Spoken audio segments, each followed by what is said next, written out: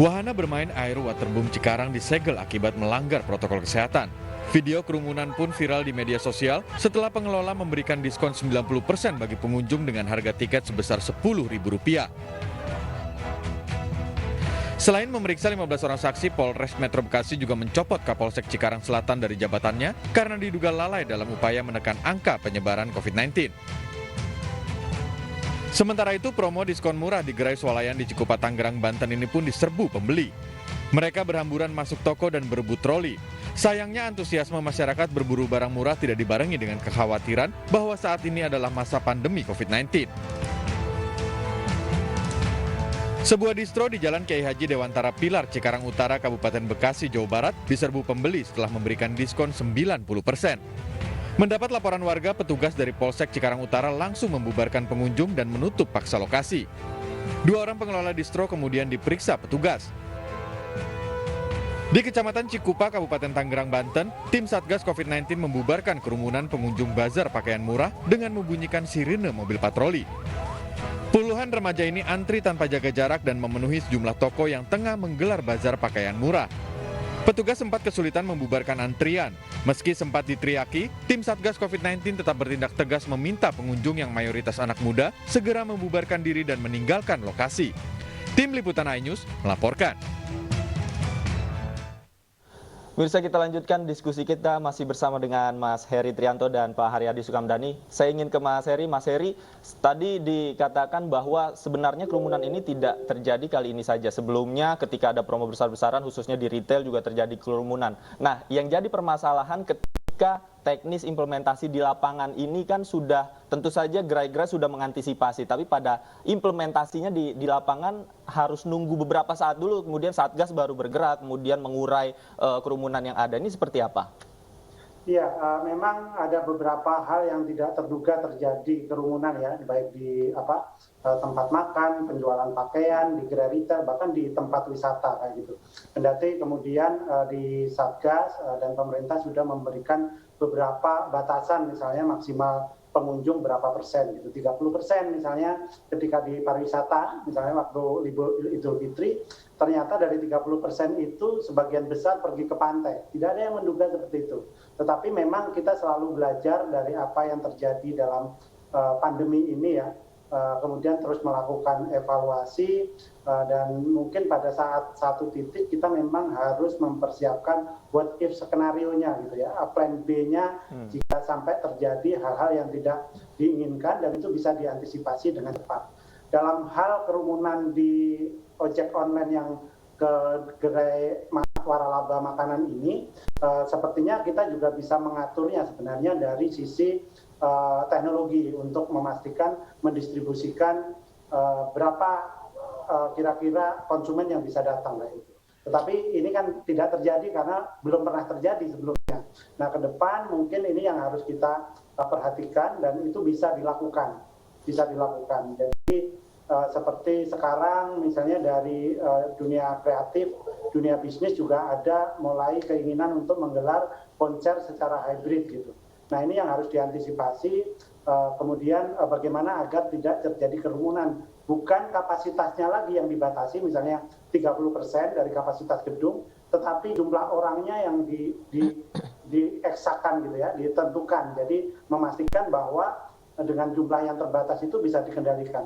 Karena orang di atas 200 orang gitu ya, itu sudah akan susah sekali, udah ada crowd, pasti akan susah dikendalikan. Nah, ini yang pelajaran-pelajaran seperti ini yang sedang kita ambil dan ke depan tentu saja bekerja sama juga dengan dunia usaha, kemudian mengatur apa saja yang antisipasi yang kita lakukan sehingga sama-sama jalan. Karena kebijakan di Indonesia ini ada dua ya, ada gas dan rem gitu. Jadi bukan salah satu, bagaimana menjaga keseimbangan antara penanggulangan COVID, kemudian yang kedua juga ekonomi juga tetap bisa berjalan. Saya ke Pak Haryadi. Pak Haryadi, kalau misalnya dibilang ini tidak pernah terjadi di luar prediksi dan lain sebagainya, kalau menurut pendapat saya tidak, karena setiap ada midnight sale di mall zaman sebelum pandemi itu memang selalu terjadi kerumunan, selalu orang berhimpitan.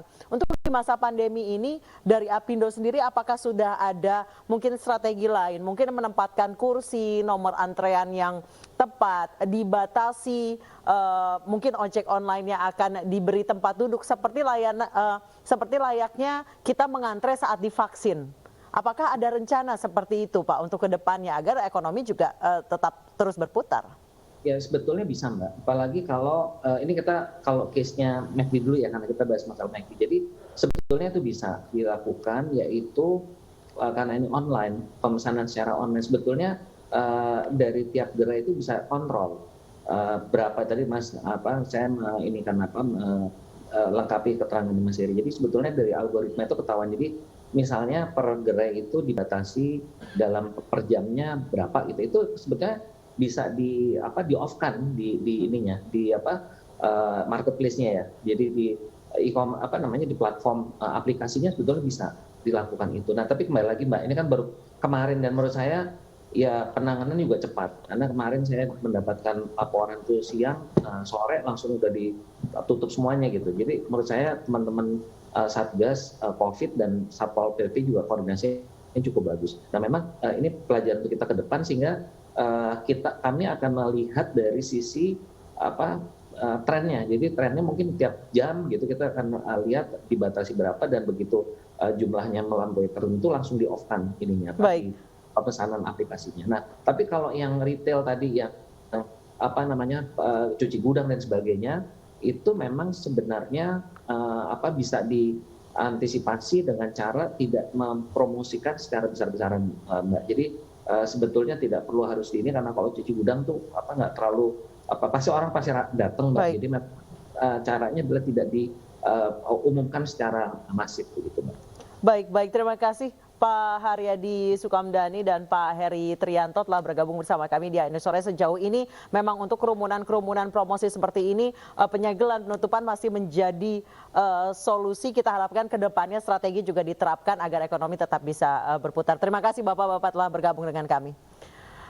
Pemirsa, unjuk rasa memprotes pencemaran lingkungan di Tanah Batak, Sumatera Utara di depan Gedung Kementerian Lingkungan Hidup Jakarta ricuh. Warga saling dorong dengan petugas karena tak terima ditertibkan.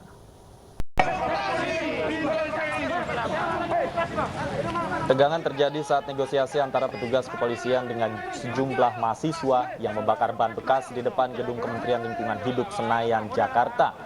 Mahasiswa menolak kobaran api pada ban bekas dipadamkan. Beberapa mahasiswa bahkan mengalami luka akibat bentrokan fisik terjadi. Unjuk rasa yang digelar Aliansi Mahasiswa Peduli Danau Toba itu merupakan bentuk kekesalan mahasiswa atas pencemaran lingkungan yang terjadi di Tanah Batak. Mahasiswa menuding PT TPL Tanoto Foundation merupakan salah satu perusahaan yang mencemari lingkungan dengan membuang limbah sembarangan.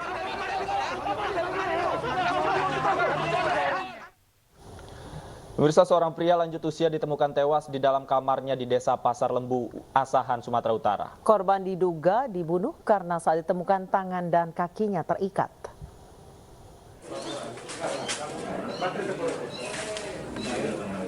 Seorang pria berusia 57 tahun ditemukan tewas di kamarnya di Dusun 2, Desa Pasar Lembu, Air Joman, Asahan, Sumatera Utara pagi tadi. Korban yang tinggal sendiri dalam rumah ditemukan tewas oleh anaknya yang akan mengantarkan makanan. Ketika ditemukan, kondisi tangan dan kaki korban terikat dan mulut terbekap. Polisi telah menggelar olah tempat kejadian perkara untuk menyelidiki kasus ini. Dugaan sementara adalah perampokan karena kondisi kamar korban berantakan. Pembunuhan, diduga pembunuhan. Jadi tadi ada laporan dari kepala desa kepada anggota saya kira pukul 5:30 bahwa ada kejadian pembunuhan di Dusun 2 di dalam kamar, di atas kasur dalam keadaan mulut kena lakban, kaki lakban, dan leher dicekik pakai sarung. Untuk penyelidikan lebih lanjut, jenazah korban diotopsi di Rumah Sakit Bayangkara Medan. Dari Asahan, Sumatera Utara, Ulil Amri, iNews melaporkan. Dan pemirsa, kami sudah terhubung dengan Kapolres Asahan AKBP Nugroho Dwi Karyanto. Selamat sore.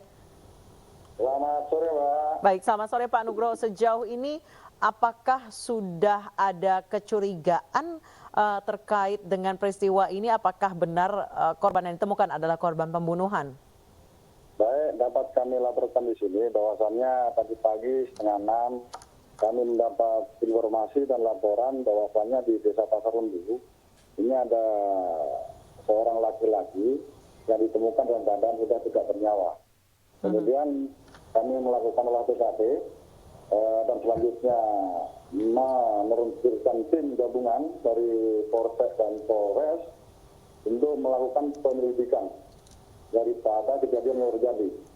Jadi upaya yang telah kami lakukan, ini melakukan pemeriksaan saksi-saksi dan 3 saksi, salah satu di antara anaknya sudah kami periksa untuk mengetahui bagaimana motif kejadian yang terjadi. Dan data ini juga bahwasannya korban sudah kami bawa ke Rumah Sakit Bayangkara Medan untuk dilakukan otopsi, sehingga dapatlah ke depannya untuk mengetahui bagaimana korban ini bisa meninggal dunia di TKP dalam waktu berapa jam, sehingga dalam proses penyelidikan dan penyelidikan lebih lanjut nanti akan kami jadikan sebagai proses pengungkapan kasus yang terjadi.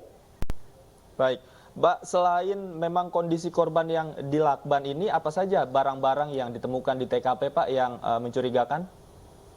Untuk barang-barang korban yang teman di TKP ini, informasi yang kami dapatkan anggota di lapangan, salah satu pun tidak ada yang hilang. Namun ada ditemukan bahwasannya barang bukti yang kita amankan di sini lakban, kemudian 1 can spray warna kuning, 1 bantal guling warna kuning, celana panjang, kaos berkerah warna merah, kemudian 3 buah botol tester, dan termasuk di rumahnya 1 motor masih ada.